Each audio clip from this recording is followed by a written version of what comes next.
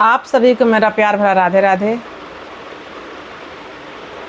मैं हूं बबीता और आप देख रहे हैं सच्ची सनातनी ऑफिशियल चैनल। तो बहुत बहुत स्वागत है आपको मेरा इस एपिसोड में, मेरा इस नए वीडियो में। कैसे हैं आप सब? भगवान से प्रार्थना करती हूं मेरे सारे सनातनी भाई बहन हमेशा खुश रहें, उनके जीवन में कभी कोई परेशानी ना आए।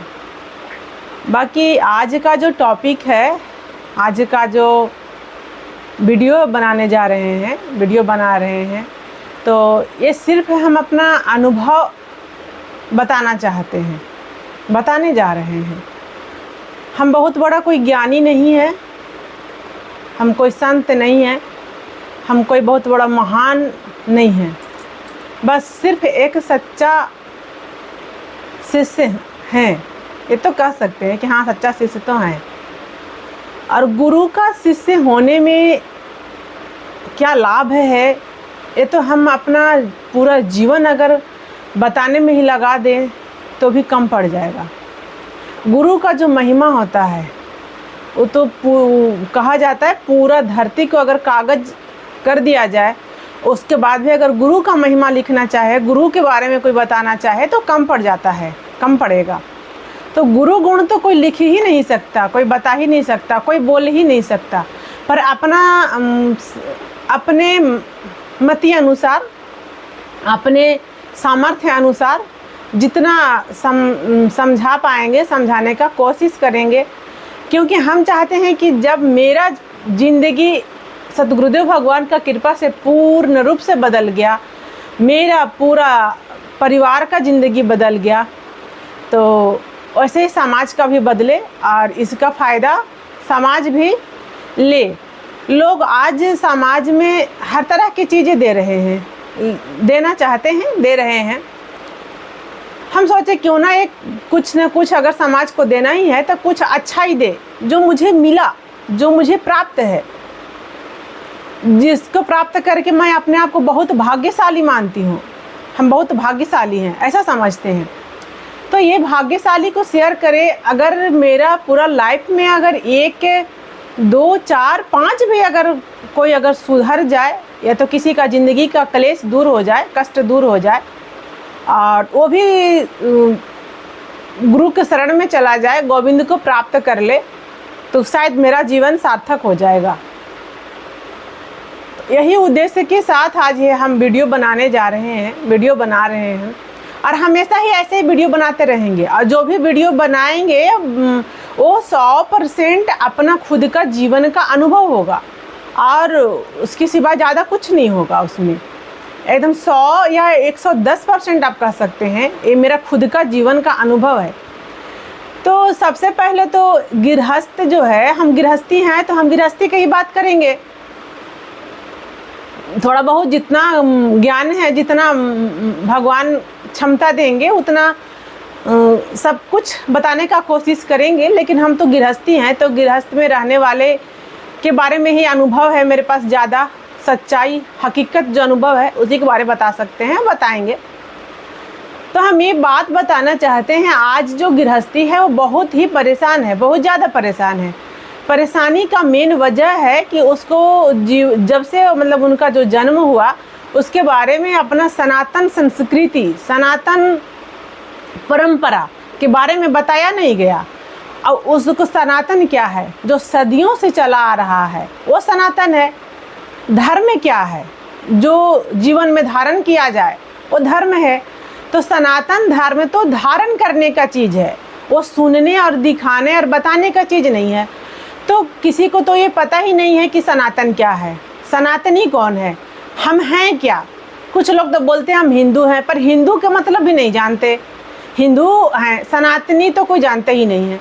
अगर कोई जानते हैं कि सनातनी हैं, कोई मतलब सारे कोई नहीं, जो गृहस्थ भगवान से दूर है, जिस गृहस्थी के घर में गुरु का क्या बोले, गुरु का स्थान नहीं दिया गया है, जिस गृहस्थी के घर में सतगुरुदेव भगवान नहीं है, उन लोगों को सनातन के बारे में तो पता नहीं होगा।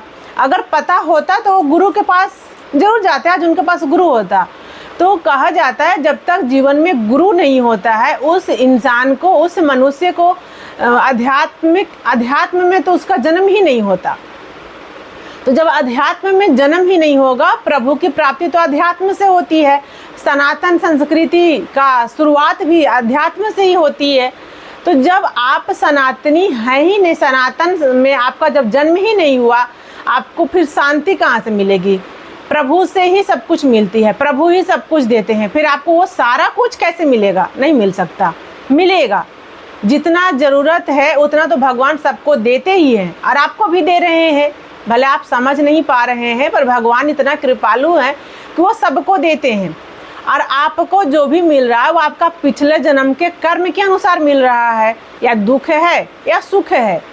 लेकिन अगर आप चाहते हैं कि पिछला जन्म में मेरा कोई भी पाप हुआ होगा या कोई भी कर्म वैसा हुआ होगा जिसके वजह से इस जन्म में मुझे दुख और कष्ट का सामना करना पड़ रहा है, जो कि ना करना पड़े, उस कष्ट से निदान प्राप्त हो, निवृत्ति पाएँ, उसके लिए आपको गुरु का शरण में जाना पड़ेगा। तो भाग्य में जो लिखा है वो तो मिलेगा, पर भाग्य में जो नहीं लिखा है वो भी अगर आप प्राप्त करना चाहते हैं, उसके लिए आपको गुरु के द्वार ही जाना पड़ेगा, गुरु के चरणों में ही जाना पड़ेगा। तो सतगुरुदेव भगवान जो हैं वो भगवान से भी श्रेष्ठ हैं, न जाने कई गुना श्रेष्ठ हैं। भगवान तो है ही, ऐसे भी कहा जाता है गुरुर् ब्रह्मा गुरुर्विष्णु गुरुर्देवो महेश्वर गुरु साक्षात परम ब्रह्म तस्मै श्री गुरुवे नमः। तो ये सिर्फ श्लोक, ये सिर्फ प्रार्थना, ये सिर्फ वंदना बोलने के लिए नहीं है। उसको समझिए और उस पर विश्वास कीजिए। कुछ दिन आप विश्वास कीजिए, गुरु ही साक्षात परम ब्रह्म है, गुरु ही भगवान विष्णु हैं, गुरु ही सब कुछ हैं। ऐसा मान करके, ऐसा विश्वास के साथ आप सतगुरुदेव भगवान के पास जाइए, तो भगवान में ही वो सामर्थ्य है कि आपको सब कुछ दे सकते हैं जो आप चाहते हैं। आपका नसीब में पिछला कितने कई जन्मों का लिखा हुआ जो है बुरा कर्म अगर मिट सकता है तो सतगुरुदेव भगवान का चरण है, वो सतगुरुदेव भगवान का चरण रज है, वो सतगुरुदेव भगवान का चरणामृत है। जो प्रभु का चरणामृत से नहीं मिट सकता, जो प्रभु के द्वार में जाने से नहीं मिल सकता, वो भी मिलता है कहाँ? सतगुरुदेव भगवान के द्वार में, सतगुरुदेव भगवान के चरणों में। आप विश्वास कीजिए, आप यकीन कीजिए, आपका नसीब में अगर नहीं भी लिखा हुआ है ना कि आपको गरीब ही लिखा हुआ है कि गरीब रह करके ही मर जाना है, इस जन्म से मुक्ति पा जाना है, तो वो भी गलत हो जाएगा, वो भी मिट जाएगा, उसको मिटा करके और नया लिख दिया जाएगा। और आपको अगर मन में इच्छा है कि धन का सुख प्राप्त करने का, इस मनुष्य जीवन को सुखी से जीने का, तो वो भी मिलेगा। कितना? जितना कि आप सोच नहीं सकते, वो भी मिलेगा, जो आप कभी भगवान से मांग ही नहीं सकते। क्योंकि मांगने की हमारे अंदर जो भी चीज़ है उसका एक क्षमता है, हम क्षमता से ज़्यादा कुछ नहीं कर सकते। तो मांगने के भी एक क्षमता है, तो हम अपने क्षमता के अनुसार मांगेंगे। पर सतगुरुदेव भगवान में देने की कोई क्षमता नहीं है, उसका कोई अंदाज़ा नहीं लगा सकता कि वो कितना दे सकते हैं। तो विश्वास कीजिए मेरे भाई बहन, आप उतना मांग ही नहीं सकते जितना गुरुदेव भगवान आपको दे सकते हैं। अगर किसी को नसीब में ये लिखा हुआ है कि भगवान किसी भी कारणवश पिछला जन्म, नसीब तो जो भी है पिछला जन्म का कर्म से ही बना हुआ है, वो मेरा खुद का ही कर्म है, उसमें भगवान का कहीं से कोई ये नहीं है। लेकिन पिछला जन्म का कर्म अगर लगता है कि मैं, कुछ लोग लगता है, मानते हैं लोग कि पिछला जन्म में हम कर दिए पर इस जन्म में उसका ये भोगना पड़ रहा है, भोग रहे हैं। जैसे कि कितने बहुत सारे ये हैं जिनके पुत्र नहीं हो रहे हैं, पुत्रियां भी नहीं हो रही है। वो लोग चाहते हैं कि अगर गृहस्थ में हैं तो हम भी एक बार माता पिता बने, अब बनना भी चाहिए। हमारा सनातन संस्कृति धर्म, हमारा सनातन धर्म में इसका ये वर्णन है इसमें कि अगर गृहस्थ में आप गए हैं तो आपका पुत्र पुत्री दोनों होना चाहिए। ना सिर्फ पुत्र होने से चलेगा, ना पुत्री होने से चलेगा, तो पुत्र और पुत्री दोनों चाहिए। बहुत सारे ऐसे गृहस्थी हैं जिनके पुत्र पुत्री नहीं है, तो अगर उनको भी पुत्र और पुत्री पिछले किसी भी कोई कर्म की वजह से ही नहीं लिखा हुआ है, तो पुत्र और पुत्री भी प्राप्त हो जाएंगे। कहाँ? सतगुरुदेव भगवान के चरणों में। आपको लग रहा होगा कि हम ऐसे ही बोले जा रहे हैं, ऐसे ही बोले जा रहे हैं। नहीं, आप विश्वास कीजिए और एक बार अपने मन के अनुसार, अपने आपका इच्छा के अनुसार सतगुरुदेव भगवान को ढूंढिए। ऐसे तो कहा जाता है कि हमारे में इतना सामर्थ्य नहीं कि मैं गुरु को ढूंढ पाऊँ, गुरु तो खुद अपना चेला को ढूंढते हैं। तो गुरु चेला को खुद ही ढूंढते हैं, अपना बनाते हैं, लेकिन फिर भी अपना कर्म तो करते रहना चाहिए। तो मुझे गुरु चाहिए, तो हम तो गुरु को तक पहुंचने का प्रयास तो करना ही पड़ेगा। अगर हम प्रयास करेंगे, गुरु तक पहुंचेंगे, जहाँ पे गुरु अपने शिष्य का चयन करते हैं वहाँ तक कम से कम पहुंचेंगे। गुरु को भी ऐसा अवसर देंगे कि वो मुझे अपना ले, मुझे अपना चेला बना करके मेरा जन्म मरण का जो चक्र है उससे मुक्ति दिला दे, मेरा जन्म ही सफल कर दे अपना शिष्य बना करके। तो वो सतगुरुदेव भगवान ही कर सकते हैं। वहाँ तक पहुँचना मेरा कर्म है, बाकी तो भगवान की इच्छा है। बहुत सारे ऐसे लोग हैं जिनका पूरा जीवन निकल गया, उनके जीवन में सतगुरुदेव भगवान की प्राप्ति नहीं हो पाई, तो भगवान उनको भी अगला जन्म फिर मनुष्य योनि में दें, उनको कभी वैसा अवसर दें, उनको भी सतगुरुदेव भगवान दें, जिससे कि वो अपना मुक्ति पा सकते हैं, मोक्ष प्राप्त कर सकते हैं। तो जिनके पास अभी जीवन है, जिनके पास अभी समय है, वो समय को ना गंवाते हुए जिसको जो चाहिए, मुक्ति चाहिए, मोक्ष चाहिए, धन चाहिए, पुत्र चाहिए, पुत्री चाहिए, इच्छा के अनुसार जो भी चाहिए, वो उसका सोच से बहुत ज़्यादा बढ़ कर के देते हैं और मिलता है सतगुरुदेव भगवान के चरणों से, उनके बात मानने से, उनके आज्ञा का पालन करने से। लेकिन आज्ञा सतगुरुदेव भगवान सिर्फ गुरु बना लिया और उनका एक भी बात नहीं माने, तो ऐसा करने से आपको कुछ नहीं मिलेगा फिर। क्योंकि आप अगर बीमार हैं और डॉक्टर के पास गए हैं, तो डॉक्टर सिर्फ आपको दवा लिख दे, आप पुर्जा लेकर के आप घर आ जाएं, तो आपका बीमारी ठीक नहीं हो सकता। उसके लिए आपको मेडिकल में जाना होगा, दवा लेना होगा। दवा का जो नियम है कि कौन सा दवा सुबह को खाना है, कौन सा दोपहर में खाना है, कौन खाना खाने के बाद खाना है, कौन रात को सोने समय खाना है, तो उसके जो लिमिट है, उसका जो सिस्टम है, उसके अनुसार ही आप दवा को खाइएगा, तो आपको उस रोग से, उस बीमारी से छुट्टी मिल जाएगा, तभी आपका बीमारी वो ठीक हो पाएगा। और अगर डॉक्टर के पास गए और आप कुछ डॉक्टर का पुर्जा बीमारी तो बताए, डॉक्टर उसका दवा भी लिखा और आप उसको दवा खाए ही नहीं, फिर आप ठीक नहीं हो सकते हैं। इसी प्रकार आप सतगुरुदेव भगवान तक पहुंच भी गए और आपको जो वो नियम बताए हैं, उस नियम को आप पालन ही नहीं कीजिएगा और कहिएगा कि हमको तो गुरु भगवान से कुछ मिला ही नहीं, तो ये आपकी गलती है, मेरी गलती है। अगर सतगुरुदेव भगवान पे विश्वास करके और उनका बताए हुए नियम पे चले, तो इंसान को बहुत ही जल्द वो सब कुछ मिल सकता है जो वो चाहता है, उससे भी ज़्यादा मिलेगा। क्योंकि उतना मनुष्य चाह ही नहीं सकता जितना भगवान दे सकते हैं, और गुरु ही साक्षात भगवान है। जो लोग बोलते हैं कि भगवान कहाँ है, भगवान नहीं है, भगवान दिखते क्यों नहीं है, आप देखने का कोशिश तो कीजिए। आप देखना चाहिए, तो आप अगर देखना चाहिएगा तो सतगुरुदेव भगवान ही साक्षात भगवान है। इस पृथ्वी पे, इस मृत्यु लोक में अगर आप भगवान का साक्षात दर्शन करना चाहते हैं तो सतगुरुदेव भगवान है।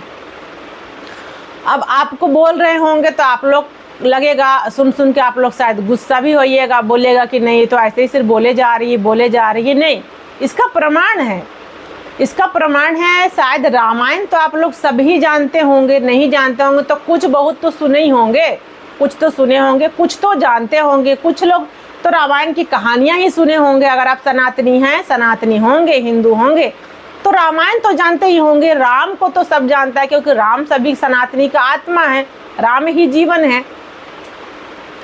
तो राम प्रभु श्री रामचंद्र का अभी जन्मोत्सव भी जल्दी ही गया है। अभी कुछ दिन पहले ही रामनवमी सब मनाए ही होंगे, हम भी मनाए हैं।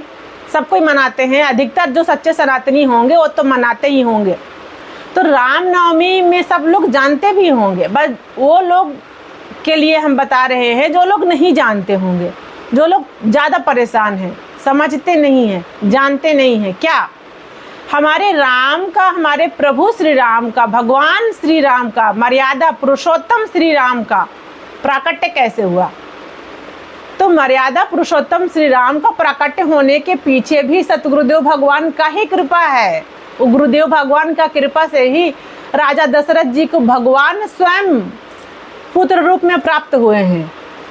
जैसे ही एक कथा आती है, रामायण में एक कथा आती है कि जैसे ही रावण कौन था? रावण बहुत ही बड़ा ज्ञानी था, तपस्वी था, ब्राह्मण था। बोला जाता है कि उसका जैसा ज्ञानी मतलब ऐसे हर कोई नहीं हो सकता है। वो सबसे बड़ा ज्ञानी था और सब कुछ जान जाता था, तपस्या किया था, बहुत ही बड़ा भक्त था भगवान शिव का। तो बहुत बड़ा तपस्या किया था, तपस्या का फल उसको प्राप्त था कि वो जो भी जानना चाहता था, देखना चाहता था, वो जान जाता था, देख लेता था। पिछला कितने जन्मों तक, आगे कितने, भविष्य भी कितने जन्मों तक वो जान जाता था।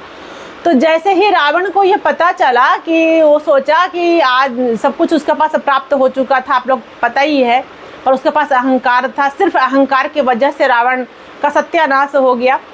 तो उसके पास ये लगा कि आज मेरे पास सब कुछ है, सब कुछ हम हासिल कर लिए, प्राप्त कर लिए, अब सिर्फ एक चीज़ है जिस पर हमको मतलब मेरा बस नहीं चल रहा है या तो हम उसको प्राप्त नहीं कर पाए हैं, वो है अमरता, यानी मृत्यु ना होना।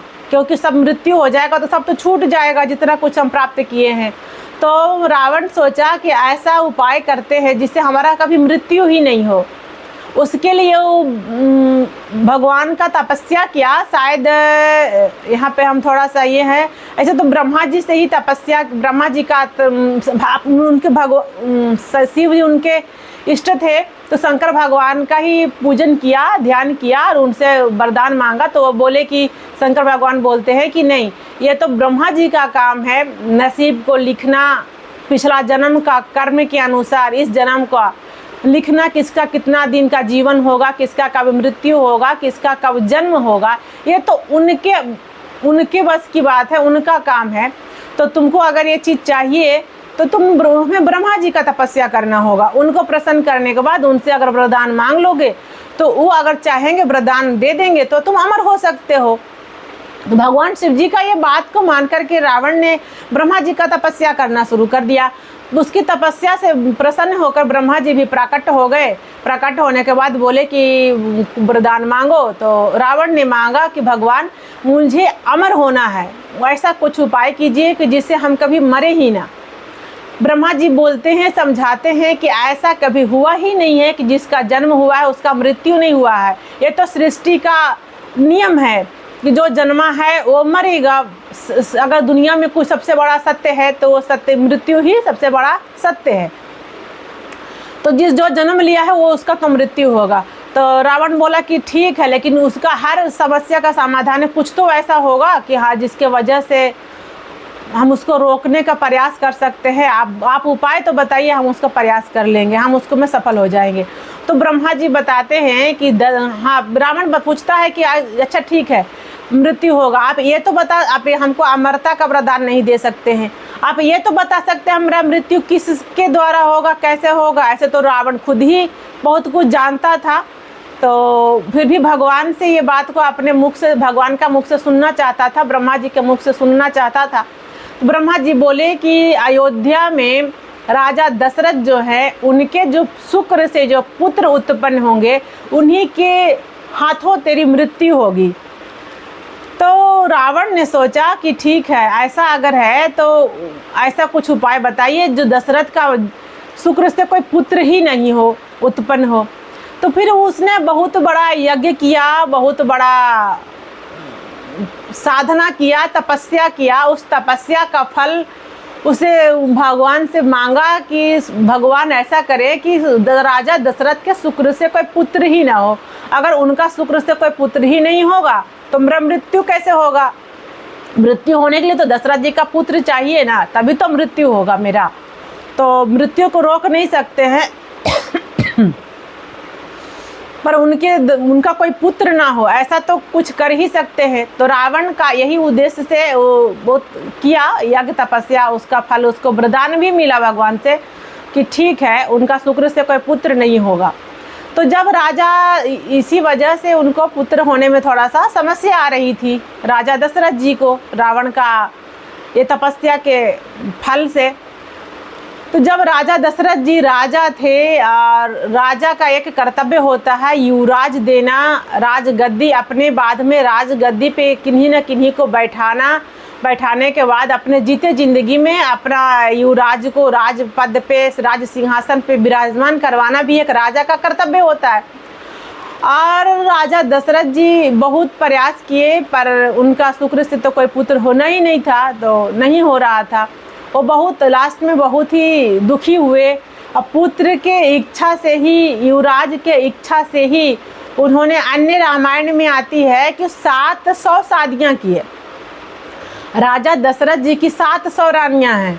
ऐसे रामचरितमानस में तो 3 ही का है, माता कौशल्या, माता कैकेयी, माता सुमित्रा। पर उन्होंने 700 रानियाँ से शादी किए, फिर भी उन्हें कोई पुत्र नहीं हुआ। एक दिन राजा बहुत ही दुखी हुए और दुखी होने के बाद में वो अपने गुरुजी के पास गए। तो कहा जाता है इंसान जब भी आप बहुत दुखी हैं, बहुत ही दुखी है, जब आपके पास कोई कहीं से समस्या का समाधान नहीं दिख रहा है, तो 2 ही, बहुत ज़्यादा विपरीत परिस्थिति में इंसान को 2 ही जगह जाना चाहिए, 2 ही के द्वार जाना चाहिए। उसमें कौन कौन? पहला है गुरु के द्वार, दूसरा है गोविंद का द्वार।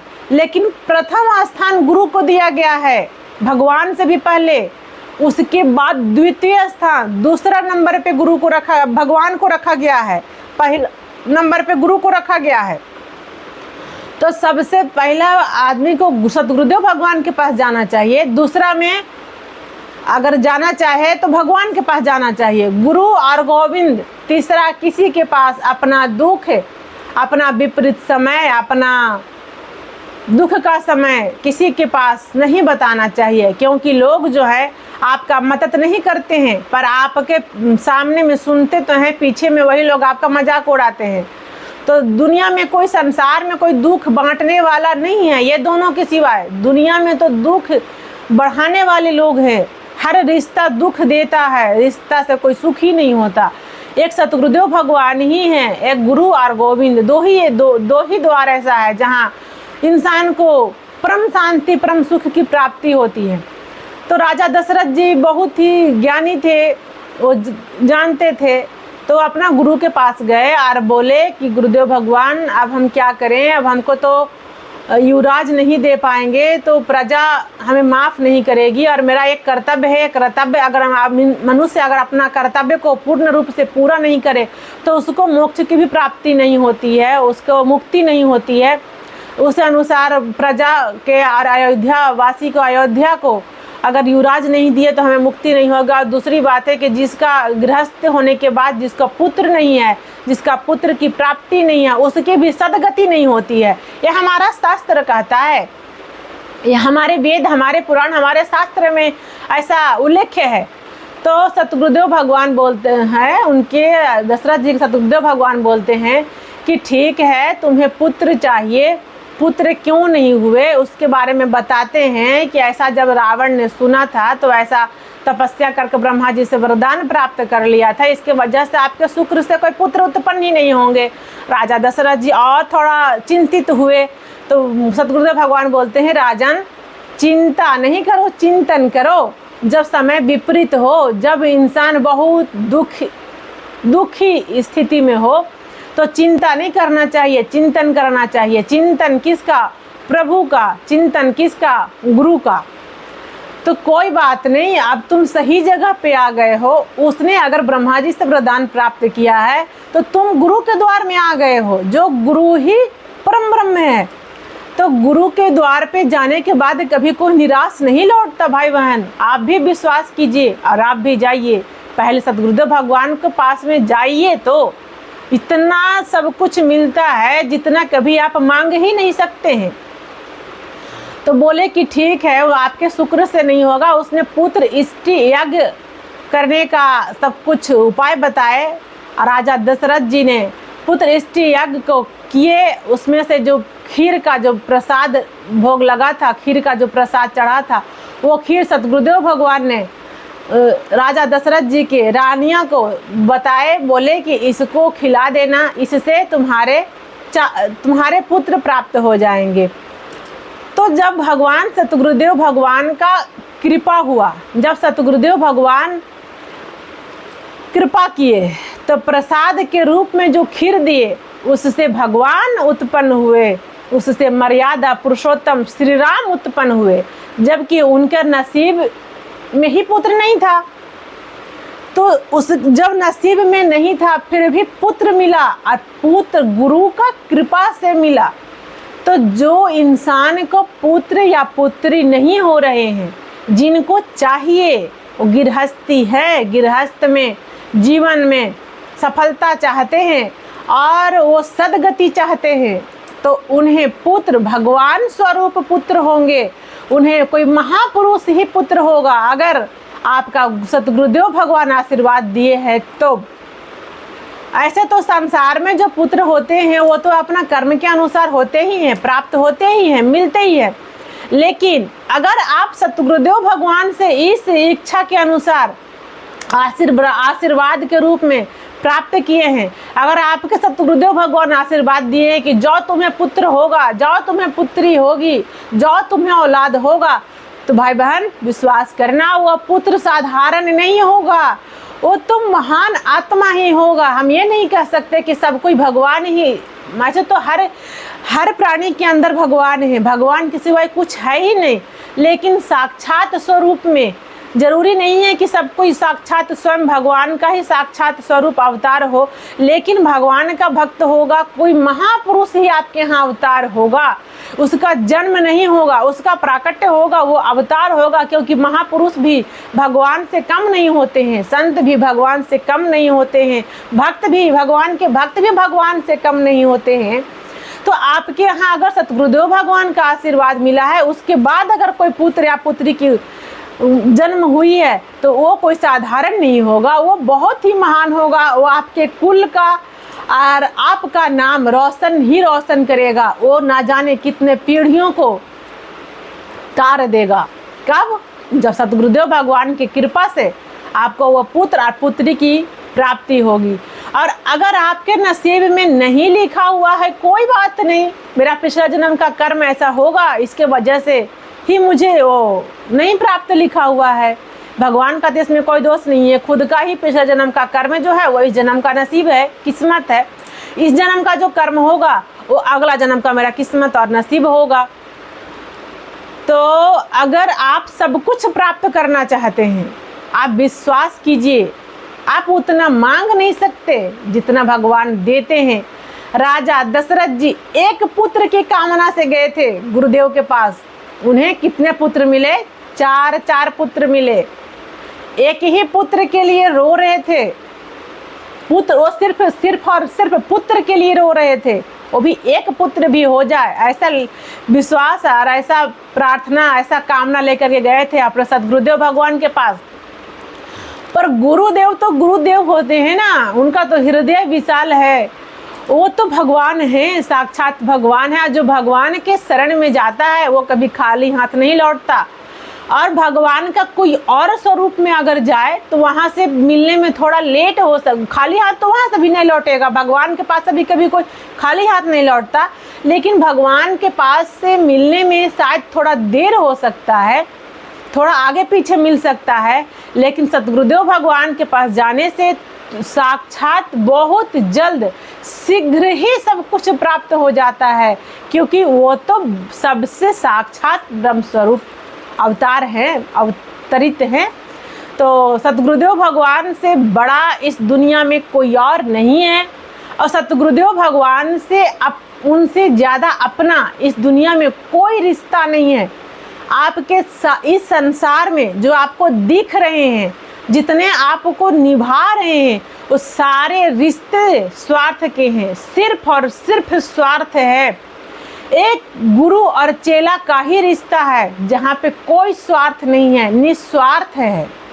निस्वार्थ अगर कहीं कुछ है तो गुरु और शिष्य का रिश्ता है। शिष्य तो फिर भी स्वार्थी होता है, जब भी जाता है अपना स्वार्थ के लिए ही जाता है। निस्वार्थ होकर के कोई शिष्य स्टार्टिंग में तो नहीं जाता, बाद में जाता होगा, जाता है, पर स्टार्टिंग में तो निस्वार्थ भाव से कोई गुरु दीक्षा शायद नहीं लेगा, क्योंकि उसको कुछ ना कुछ स्वार्थ ही होगा। पर सतगुरुदेव भगवान ऐसे भगवान हैं जिनके अंदर कोई स्वार्थ नहीं है आपको शिष्य बनाने के लिए, कि वो शिष्य बनेगा तो हमको ऐसा कुछ भी नहीं है। उनके अंदर कोई स्वार्थ नहीं है, वो निस्वार्थ भाव से आपको शिष्य बनाते हैं और निस्वार्थ भाव से आपको आजीवन, जब तक ये शरीर इस धरती पे है तब तक उसको नियम बताते हैं। और जो उनका नियम मान ले, विश्वास कर ले, उनका आज्ञा का पालन कर ले, उसको तो यहाँ सब कुछ प्राप्त हो जाएगा, सहज ही सब कुछ प्राप्त हो जाएगा। और सतगुरुदेव भगवान के कृपा से उसको इसी जन्म में मोक्ष की प्राप्ति हो जाएगी। इसमें कोई शक नहीं है, कोई संदेह मत करना भाई। आप लोग बहन, आप लोग सब कुछ पाना चाहते हैं, सतगुरुदेव भगवान के पास जाइएगा। जिनको पुत्र चाहिए, पुत्री चाहिए, धन चाहिए, लक्ष्मी चाहिए, वैभव चाहिए, गाड़ी चाहिए, बंगला चाहिए, इस मृत्यु लोक का कोई भी चीज चाहिए, यानी आपके अंदर अगर चाहत हो ना कि भगवान चाहिए, भगवान का साक्षात्कार करना चाहते हैं, स्टार्टिंग में आपके अंदर ये इच्छा ही नहीं होगा। जब तक वो सारा कुछ आपको नहीं मिल जाएगा जिसकी आपकी ज़रूरत हो, भगवान को पाले, भगवान मुझे मिले, ऐसा इच्छा ही नहीं जागेगा। और जब सब कुछ मिल जाएगा, जब भगवान सतगुरुदेव भगवान का कृपा आपको दिखने लगेगा, उनको महसूस हो जाएगा कि यही परम ब्रह्म है, यही भगवान है, तब फिर आपको सतगुरुदेव भगवान का प्राकट्य में भगवान के स्वरूप में दर्शन करने का अंदर से इच्छा जागेगा। उसके लिए भगवान गुरु का कृपा होना चाहिए। जब आपके ऊपर असीम गुरु का कृपा होगा, कब? जब आप सतगुरुदेव भगवान के बात को विश्वास करके उनका आज्ञा का पालन करेंगे, तब उनका जब असीम कृपा प्राप्त होगा, तब आपके अंदर ये इच्छा जागेगा, इच्छा होगा कि हमें भगवान के स्वरूप में सतगुरुदेव भगवान को देखना है। तब सतगुरुदेव भगवान ही आपको साक्षात भगवान के स्वरूप में अवतरित दिखाई देंगे, दर्शन देंगे, और इसी जन्म में आप भगवान और सतगुरुदेव भगवान दोनों को प्राप्त कर लेंगे। आपका जीवन धन्य हो जाएगा और आपको मोक्ष हो जाएगा 100%, 110%। पर इसके लिए आपको एक काम करना होगा, क्योंकि आपको अपने जीवन में सतगुरुदेव भगवान की प्राप्ति करने का इच्छा रखना होगा, इच्छा जगाना होगा। और जब आपके मन में इच्छा जागेगा ना, इच्छा होगा ना कि मुझे सतगुरुदेव भगवान चाहिए, तो आपका सिर्फ सोचना काम है। आप जिस दिन सिर्फ सोच लीजिएगा ना कि हाँ हमें भी गुरु के पास जाना है, मेरा भी गुरु होते, और गुरु नहीं भाई बहन, सतगुरु होते, सतगुरुदेव भगवान होते, तब तो सतगुरुदेव भगवान सिर्फ आपका मन में जैसे इच्छा जागेगा ना, वैसे ही भगवान आपके सामने किसी न किसी स्वरूप में गुरु बन करके ही आ जाएंगे और आपको अपना शिष्य बना लेंगे। और आपका कई जन्मों का जो जन्म मरण का जो चक्र चल रहा था, उसको इसी जन्म में समाप्त कर देंगे और आप प्रभु के धाम चले जाएंगे। वो भी इस मनुष्य जीवन को प्राप्त करने के बाद इस मृत्यु लोक का सारा सुख को भोगते हुए, सारा सुख, सारा सुविधा में रहते हुए, वो सब कुछ इच्छा जो आपके मन में जो इच्छा था उससे लाखों करोड़ों गुना बढ़ कर के सतगुरुदेव भगवान आपको देंगे। कि जब तक इंसान के अंदर के इच्छा खत्म नहीं हो जाता है, उसको मुक्ति कैसे होगा? तो सतगुरुदेव भगवान जानते हैं कि इसको मुक्ति कैसे होगा, और मोक्ष और मुक्ति देना तो सतगुरुदेव भगवान का ही काम है।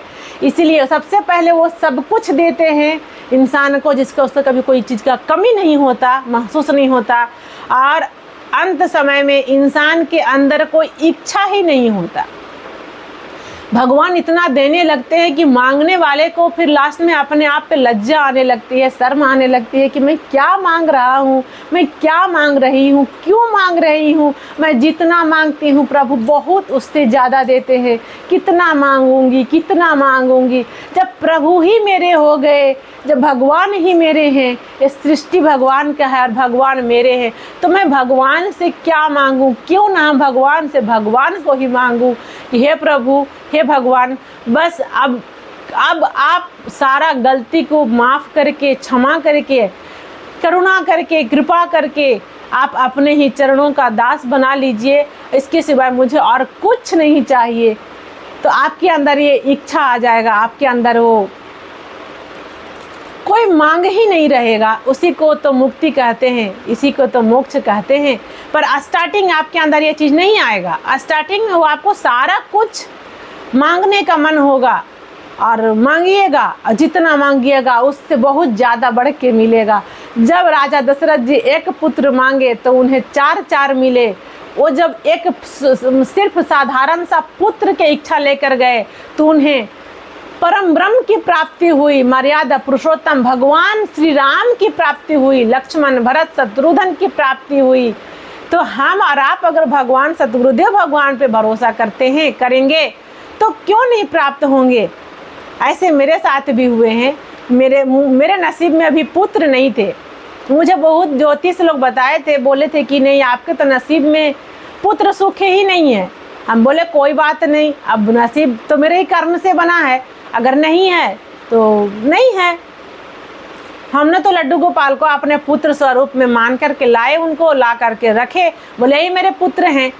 लेकिन ऐसे कहाँ रहने देते, क्योंकि हमारे सतगुरुदेव भगवान जो थे मेरे साथ, बोले कि अगर सतगुरुदेव भगवान सोचे कि मेरा हो करके जब वो मेरे शरण में है, उसके बाद उसको इसी जन्म में मुक्ति देना है, मोक्ष प्राप्त करवाना है, तो जब तक सदगृहस्थी में रहने के बाद उसका पुत्र नहीं होगा तो माना जाता सदगति नहीं होती।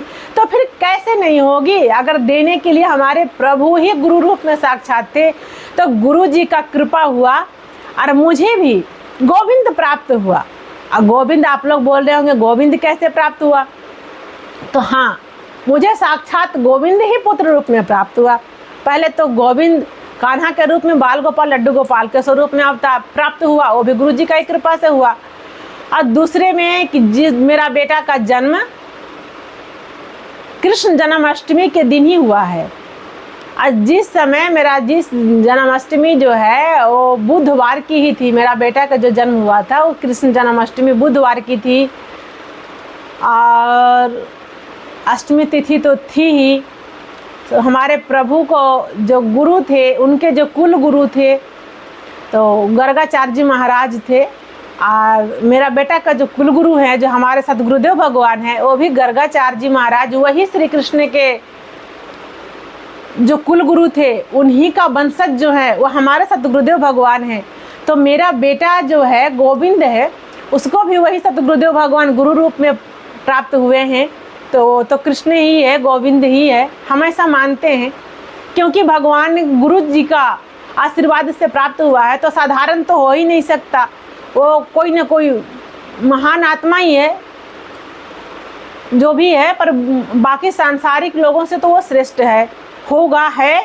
हम ऐसा मानते हैं गुरु जी पे विश्वास करते हुए, क्योंकि गुरु ही मेरे भगवान है।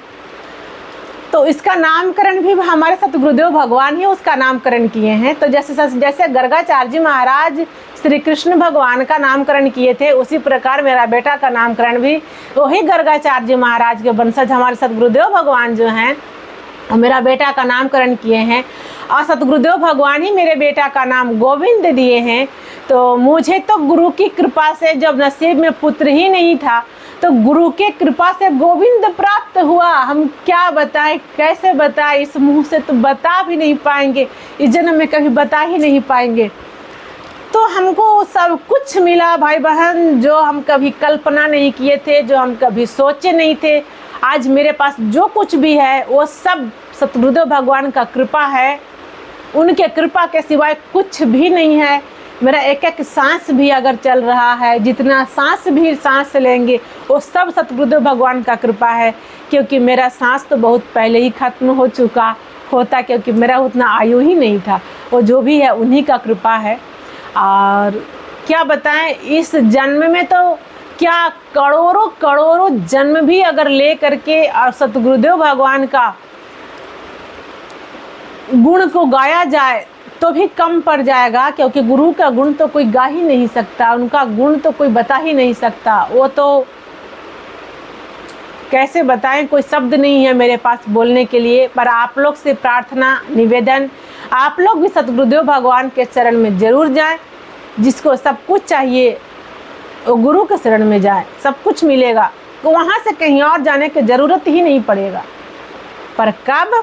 जब आप सतगुरुदेव भगवान के आज्ञा का पालन करेंगे, उनके बताए हुए नियम के अनुसार चलेंगे, तब अगर आप सच्चे सनातनी होंगे तो आपको ये वीडियो बहुत अच्छा लगेगा। नहीं होंगे तो थोड़ा बहुत अच्छा लगेगा। अगर लगेगा तो अगर आपके गुरु होंगे तो आप उनके बताए हुए मार्ग पे चलिएगा, और नहीं होंगे तो सतगुरुदेव जरूर बना लीजिएगा। बिना गुरु का तो मुक्ति भी नहीं होता, बिना गुरु के गोविंद नहीं मिलते, बिना गुरु का तो अध्यात्म में जन्म ही नहीं होता। तो जिसका जन्म ही नहीं होगा उसका मोक्ष कहाँ से होगा? नहीं हो सकता। तो अगर आप भी चाहते हैं मोक्ष पाना, आप भी चाहते हैं मुक्ति पाना, आप भी चाहते हैं प्रभु को पाना, तो आप चले जाइए कहाँ? सतगुरुदेव भगवान के चरण में। आज के लिए राधे राधे, राधे राधे। सभी सनातनी भाई बहन को मेरा प्यार भरा राधे राधे।